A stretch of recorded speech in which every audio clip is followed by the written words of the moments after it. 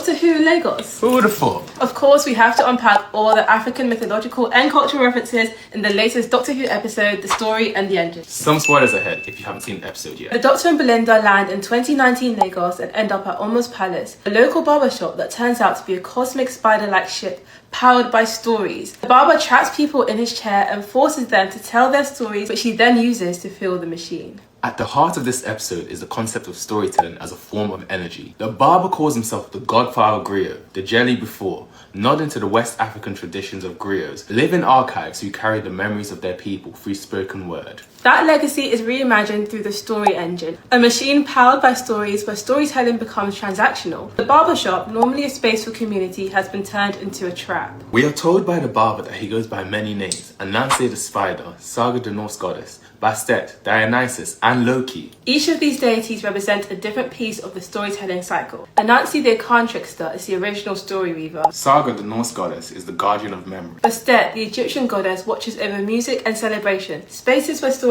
live. Dionysus, the god of theatre, brings these stories to life on stage. And Loki, the shape-shifting Norse trickster, embodies narrative chaos, the necessary disruption that forces change. Together, they reflect the full cycle of a story: creation, preservation, joy, performance, and transformation. Then comes Abby, or rather Abna, revealed to be Anansi's daughter, and once promised to the Doctor in a bet. Unlike the trapped men who sit in the barber's chair to tell their stories, Abna braids the Doctor's hair while telling hers. She shares a piece of history during slavery. African women, forbidden from carrying papers, would braid maps, messages, and escape plans into each other's hair. These cornrows became messages and routes to freedom, passed from mothers to daughters, slave to slave, plantation to plantation. The fact that the Doctor later uses the pattern of his cornrows to navigate the ship was such a chef's kiss moment. At the end of the episode, the barber, stripped from power, says he no longer has a name. So Oma gives him one, Atukombo, a Yoruba name meaning the crown returns from across the sea.